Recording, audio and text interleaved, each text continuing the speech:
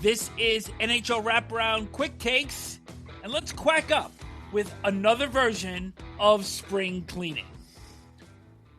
The Anaheim Ducks finished third in the Pacific in 25-26, making the playoffs for the first time since 2018, beating the Edmonton Oilers in 6 games before losing to the Vegas Golden Knights in 6 games. The expectation for this team, Neil, I think I was a little bit more optimistic than you in the beginning in terms of this team taking their next step. During the offseason last year, they acquired Chris Kreider, Mikael Granlund, and Ryan Poehling. They were also able to hold on to Lucas Dostal, and in the process, traded longtime netminder John Gibson to Detroit. And I felt pretty good about this team in terms of the mix of youth and experience, but your concerns was really related to the youth of the defense with Jackson Lacombe, Olen Zellweger, Pavel Mintyukov, and Drew Helleson. But perhaps the thing that put it over the top for me was Pat Verbeek naming Joel Quenneville as the head coach. Which was a great move, and somebody that Pat Verbeek knew very, very well from when they played together in Hartford and used to drive to practice together and talk hockey all the time. And obviously you can watch Joel Quenneville's coaching career to know that he's a winner. You did. I remember you saying Anaheim's going to make the playoffs. You said it right off the bat. I think I was more like they'll be knocking on the door for a wild card spot. And I was concerned about their young defense. However, Trouba and Gudas really came through as veterans for them, and Lacombe is a budding star. And, of course, they added John Carlson at the trade deadline, but as we look at the collective here of this season, they had a 12-point increase from 24-25. They started the season 11-3-1 and then went 0-8-1 at the end of the 25 calendar year, heading into 26.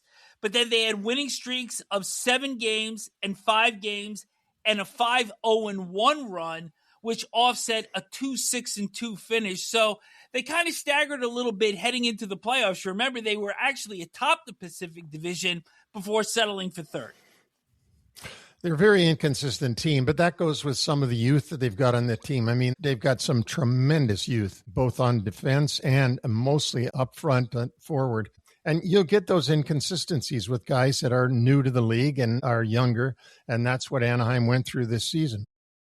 You know how they say numbers never lie? Yes. Well, in this case, there is a case for numbers not exactly telling the entire story, because their goal differential did improve from -42 to -15. They were one of 2 teams to qualify for the playoffs with a minus goal differential, the Kings being the other, and I know that that is a real benchmark stat for you. They did score 52 more goals this year. But let's take a look at their special team index, and that is the combined rank of power play and penalty killing in relation to the rest of the teams in the NHL. So the best you can get is a 2 if you're first in both categories, and the worst you can get is 64 if you're last in both. In 23-24, their number was 56. Last season, 61. Both of those years under Greg Cronin as head coach. And this year, that number only rose to 50. The goals against average in 24-25, 22nd, save percentage tied for 7th.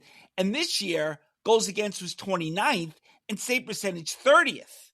So despite all of this negativity, the Ducks still managed to get in. They did, and that's the Western Conference this season, right? I mean, they had such a weak Pacific Division, one that Connor McDavid coined as a pillow fight. It was a weaker conference this year, but you know what? The Anaheim Ducks, in my mind, are going to improve again next season. I think one of the big things for them was for large portions of the season, they were able to outscore their mistakes. Last year, they only had 9 multi-goal scorers, and that was topped by Mason McTavish at 22. This year, 12 multi-goal scorers led by Cutter Gauthier with 41, Leo Carlson with 29, and Beckett Seneca, a Rookie of the Year finalist with 23. And I think Jackson LaCombe showed in the playoffs why his salary is jumping from $925,000 to $9 million as he starts an 8-year deal next year. He had 58 points during the regular season, 10 and 12 playoff games, but only 1 assist in the series loss to Vegas. But overall, you see the youth on this team, and there is no reason for anything but optimism. Yeah, absolutely. And that's what I'm saying. I mean, this Beckett Seneca, a surprise early pick by Pat Verbeek and the Anaheim Ducks back in the last draft that was held where everybody was together in the Sphere. Even Beckett Seneca said he was surprised he went so high. Leo Carlson is a great player for Anaheim. And Cutter Gauthier, who came into the league with a lot of problem areas and a lot of people wondering how he'd be because Philly had drafted him. He didn't want to go there. They ended up making a trade to Anaheim for Drysdale. But Gauthier is a star, 41 goals this season. And we've already talked about Lacombe and how good he is. The work ahead for Pat Verbeek. And as we've said through all of these spring cleanings that we have done, every team has a different sort of profile. They have 6 picks in the 2026 draft. None in the first round. That pick is now Washington's in the John Carlson deal, and that was based upon the Ducks qualifying for the playoffs, which they did, so Washington will get that pick. Verbeek has $10.7 million in cap space leading up to July 1st, and that's only going to go up. But listen to their UFAs.